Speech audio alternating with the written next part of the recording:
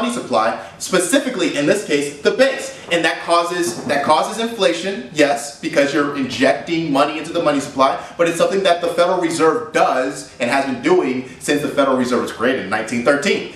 So that's the entire basis of fiat currency, which is the reason why the government can buy up debts. It's because it prints money. It doesn't have a budgetary solvency constraint. It can literally just print the money. So when they're talking about raising the debt limit, you've heard about that. We're going to raise the debt ceiling. The debt ceiling, right?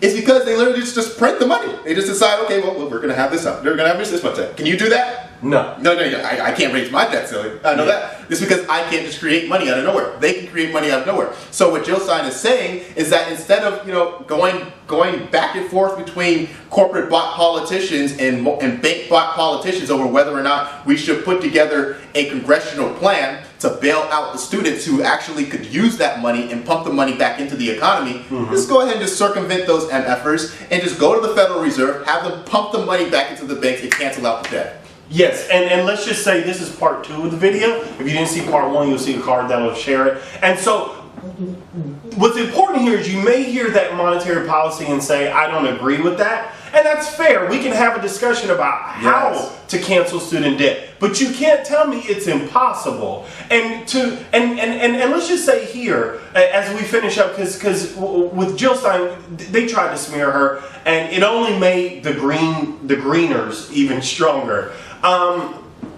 When you're talking about this, keep in mind we're not talking about debt. The Republicans and Fox News, they like to paint this as young people who took out a loan and a contract and didn't upkeep their end.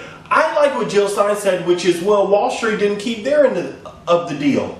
They cratered our U.S. economy because of bets that they shouldn't have made because Glass-Steagall was torn apart and they were able to bet with depositor money. Yeah. So understand, when we talk about canceling student debt, when we talk about wiping that off, we're not talking about letting people off the hook who didn't take responsibility for their actions. I paid my student loans off. I'm not saying that. What we're saying is we have a generation, the generation that's going to propel us into the future, and they are being shackled with student loan debt that they took at the encouragement and guidance of their parents, so that they could go get jobs that aren't there. And then not only can they not get jobs, it's even sadder than that. They can't get homes. They can't start families. They can't get cars. There was a post this week about how young people are saying, well, I'm sick, but I can't afford to go to the doctor. And then Obamacare has raised premiums for people because of how the insurance companies have responded to it, or there's a penalty, so you have to consider that. It's just ongoing issues for the generation who is least able to protect themselves, done by politicians and voters who are not in that generation. The reality is, with all due respect, it's our parents' generation's fault. It's our grandparents' generation's fault. I'm not saying specifically it's your fault because you may not have voted for that person, but it's your generation's fault. We've only been able to vote in, 3 elections? I'm 29. I've only been able to vote in a few elections. Okay, like presidential ones. There's been local elections I could vote for too, but I've also moved to different places. I've been able to vote for all that. So you can't blame us versus somebody who's in their 40s and 50s and 60s who's had all these times to vote for people. And so the other thing was, CNN asked a really hard-hitting question: who's more of a feminist, Hillary or Jill? Didn't you feel that was just hard-hitting good stuff that they asked? Hard-hitting? Yeah, hard-hitting. Wasn't it great? You mean like below the belt sucker punches? Yeah, it was a stupid question. I mean, sarcastic. It was a stupid question. Ignoramus question. Like it was a very ignorant question. And so no, Hillary Clinton is not a feminist. She's not a feminist because the epitome of being a feminist is the advocacy of the rights of humanity towards females, right? And how could you consider yourself to be a feminist when you advocate for policies that disembowels the very nature of womanhood, right? When you advocate for policies that undermines the ability of a woman to be able to care for her children by negotiating down wages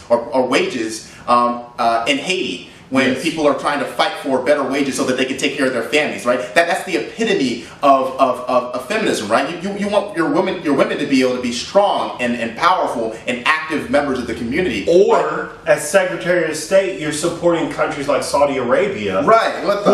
who is consistently restricting the rights of women. Yeah. So you have And not advocated just for them. policies, Yeah. and we're not even talking about in her personal life where she defended Bill Clinton's alleged actions of rape against a 12, I think it was a 12-year-old kid in the 1980s, 1990s, I believe. Right. So there are things that Hillary Clinton has done throughout her career, not just her personal life, but the way that she's behaved throughout her career, which makes her the antithesis of being a feminist. So no, you can't sit here and you can't sit in the same conversation with someone like Jill Stein, who is saying that we need to have an improved emphasis on ensuring that our next generation is taken care of, that they have access to education, have access to food, access to healthcare, that they can that we scale back our military and stop bombarding people with drones and infiltrating people's nations and sovereign nations, with our militaristic regime.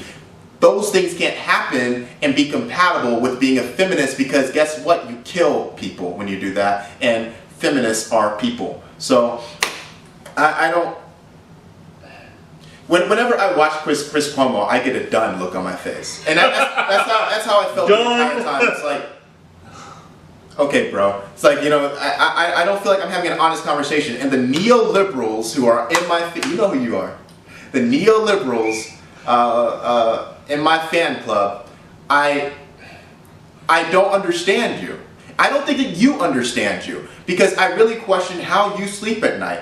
Anyone who decides for themselves that the reason why they're not going to vote for Donald Trump, or the reason why they're voting for Hillary Clinton is because they're afraid for Donald Trump, quite honestly, you shouldn't be included in this national debate, because you're not voting intelligently. You're voting based on fear, right? And so since you're not being a pragmatist, since you're not being intellectual with your decisions, you shouldn't be making an intellectual decision. You should in fact, you should stay home on election day, in fact, because you're too afraid to vote based on your conscience. And so I feel like those people should be removed from the conversation completely. And I feel like Chris Cuomo needs to find a really soft patch of dirt. Anyway. That's a strong language. I don't even know if I can top that. So I'll say this. This is our kind of breakdown of Jill Stein in the CNN hatchet job smear campaign Green Party Town Hall. And check out our videos. Yeah. And that's been us with Bothersome Truth. Bothersome Truth. Hope you enjoyed our dose of Bothersome Truth. We are constantly prescribing the medicine of truth. If you have any suggestions or would like to have your truth explored on the show, email us at bothersometruth@gmail.com. The best way to get your next dose is to subscribe, share our truth with your friends and family, and we can save the world together.